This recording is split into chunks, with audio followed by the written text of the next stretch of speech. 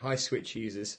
Today I'm going to talk to you about how you can use image carousels on your booking pages and how you can create dynamic text against individual resources so that when your customer goes on a booking or inquiry journey, the text that's presented back to them is reflective of the type of occasion, type of activity that they're looking for on your booking page.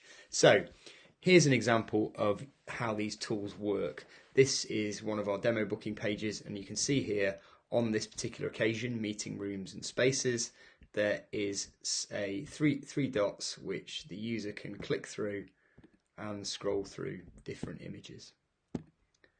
And as they go through, they can look at different images at different levels, so these carousels can appear wherever you want them to, and they can pop some dynamic text in that is different from the default text like I've done here. So I'm going to show you how you do all of that. So let's start with the images. So to create those image carousels, you would go into your image library, and if you don't already have the images that you are wanting to use, you would just upload them as you would do normally. So add an image, give it a name, and upload it from there. You would then go into the booking sites menu and select slideshows, and you would create a new slideshow which we will call meeting space for, in fact let's call it cool meeting spaces. Okay, and you can then choose whether you want to show the navigation bars against that. You can choose the order in which you want it to start. So do you want it to be the first image, the second image, or the third? And then you have an option as to whether you want to have the bullets that I showed you a minute ago where the customer can click through, whether you want to run it on a loop so it goes through the images on its own, or whether you want it to autoplay, which means it will start playing through that image carousel. And if you wanted to autoplay, how many seconds before it moves to the next image do you want that to start? So let's just turn those off for now, and we'll just stick with the show bullets one, and then it's simply a case of adding individual images, and you can move down through a display order here. So let's add 3 images. Let's go for this one here. Let's go for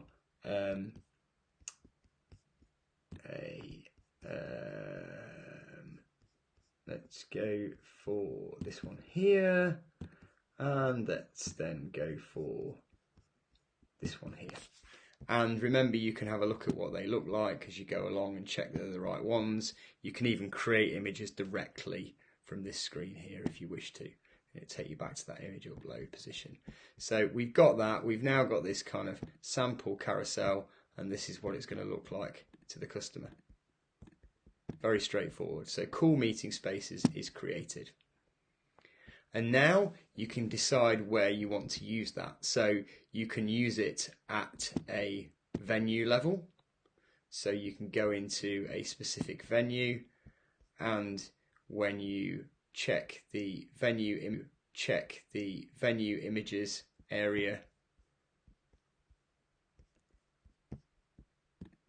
you can edit what's there, and you can choose your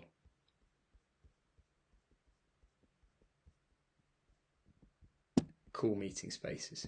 Okay, or you can do it at an occasion level, so you can choose one of your occasions. You can go for meeting and event space, and again the same process applies.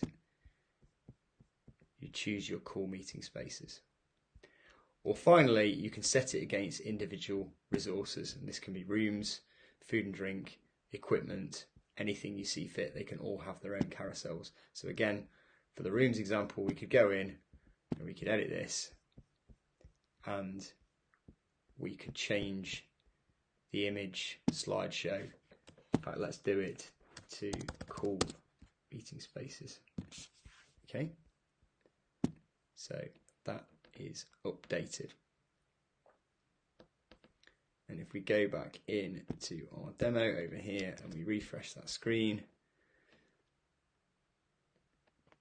just do that again, let it play through.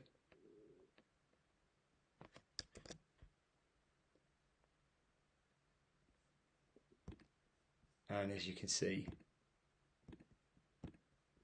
our new slideshow has been captured within the booking page.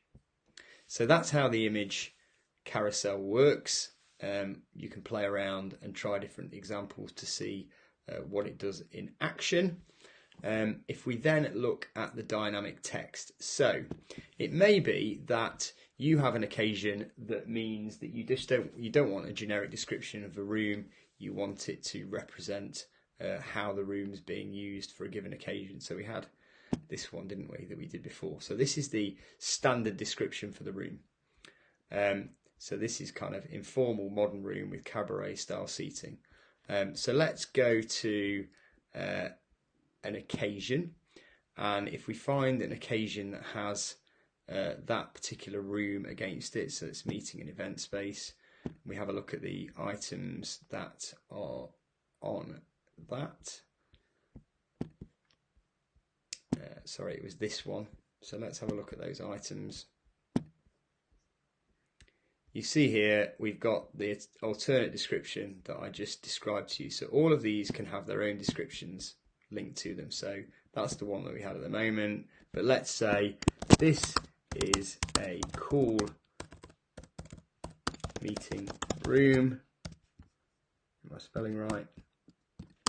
Only cool people meet here. Okay. And then we would save that, and you can use those alternate descriptions for as many things as you want. And again, we'll go back to our booking page. We'll click through to the room in question, and you can see it's captured the alternate text.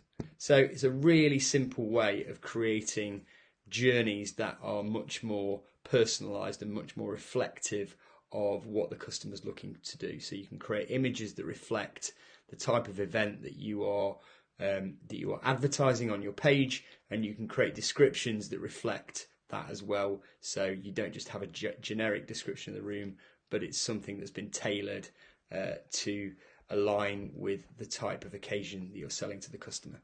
And it's as simple as that. Thanks for your time. Bye bye.